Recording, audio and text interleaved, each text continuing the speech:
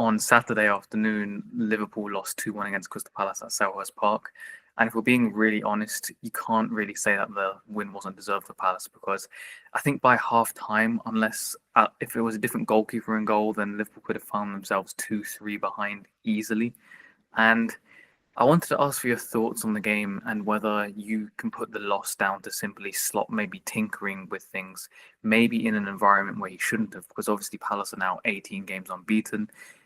Slot decided to use Florian Wirtz in a slightly different position, drop Cody Gakpo.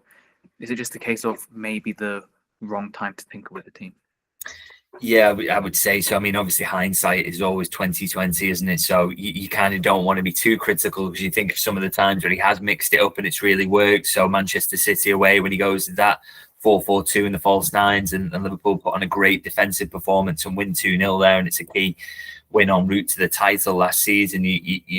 So he is capable of getting these things right. But and I do wonder whether kind of his thinking around this was, they are 17 games unbeaten. We've maybe got to try something to kind of throw them off their rhythm a little bit and throw them a surprise, because something he talks about an awful lot is that teams often have a week to prepare for Liverpool, and therefore they do something completely different to what is expected. Whereas Liverpool are just kind of game, and so they don't really have training time. And I wonder, with it being a Carabao Cup game in the build-up to this, with a completely different 11 where, maybe because it's almost two different teams playing those games, he's had times to kind of think about something, to work on something new. But if he did have time to work on it, it probably didn't look like it, to be honest, on the strength of the performance, because I think you've just got to judge it on the end result, and the end result wasn't a very good performance in that first half until he changed the formation at halftime break. So I can kind of understand his thinking around trying it out, but it failed quite badly, really. And you have to say, you concede a late winner, obviously, but I think you just cannot afford to give up 45 minutes to a Crystal Palace team as good as this away from home, and expect to win the game. So I think that experiment in the first half had a big part to do with it, really.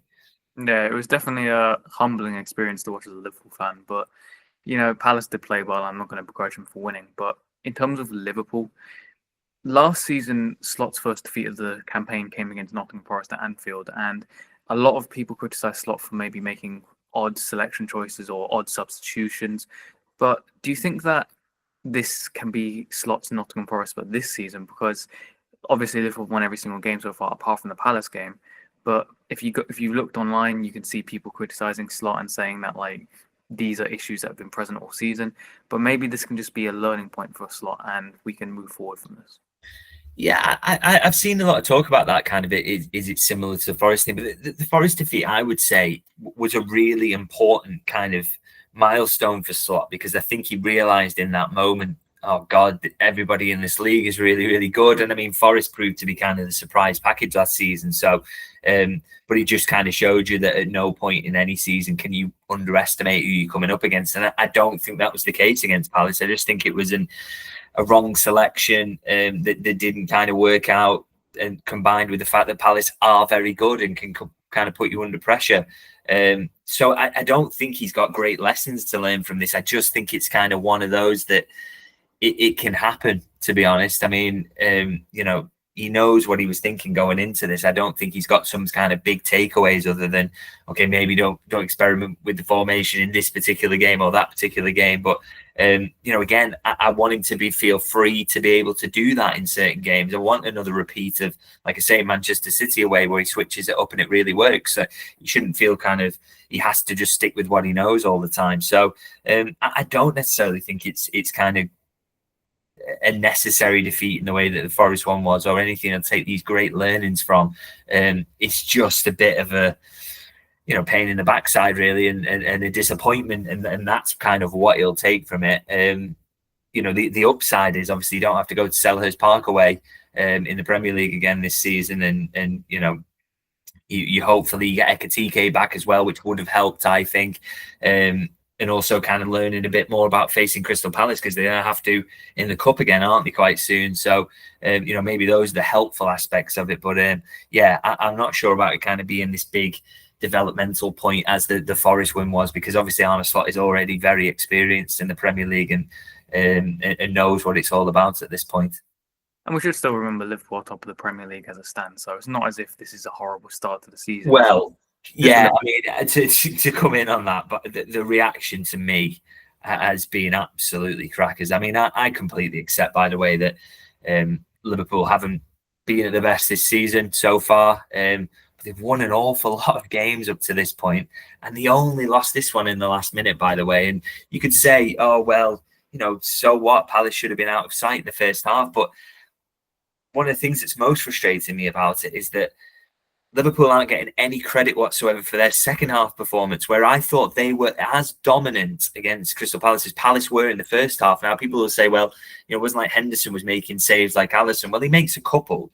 But also, Liverpool are never going to create the same type of chance against Crystal Palace as Palace are against them. So when Palace get in against Liverpool, the big chances they will create will be one-on-one with the goalkeeper, because Liverpool will play a high line and Palace will look to exploit that.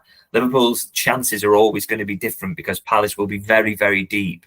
So, Liverpool didn't create those one-on-ones, but you look at the Wirtz miss, which is a bad one. You look at Konate heading that corner wide in the first half, which is an inexplicably bad miss, by the way. Isak passing that one wide possibly should have gone down. Salah pokes a Szoboszlai shot that is going in for me over the bar and is offside in the end. But if Salah leaves that for me is a goal. Isak heads one over from a corner himself, which he probably should do better with. So Liverpool had chances in that second half, and Palace, up to the goal they scored, the winner, didn't at all. So I thought Liverpool were as dominant in the second period as Palace were in the first, as I say, and so that's being disregarded in kind of the emotion around the game. And I'm forgetting mentioning that Gravenberch also hit the post, by the way. So it just, you can't get too dragged into kind of. And I know that first half was really poor, and I do not argue at all that Liverpool deserved to lose the game, because Palace do get that chance at the end and they take it. But equally, it's kind of, oh, well, they've been poor in every game that they've won so far with a last-minute winner, which isn't true. And then they were terrible against Crystal Palace again and finally got what they deserved. I just think all these narratives that are flying around at the moment are a bit nonsense, really. And I just don't think it takes into the account the reality of what we've seen in a lot of the games, and even this one where it's been disregarded completely, that Liverpool did actually play very well in the second half. So I think some of that needs to just calm down a little bit. And, you're seeing Mo Salah getting stick, who's got 50-odd goal contributions last season and 6 in this one so far, by the way, who apparently is playing absolutely shockingly.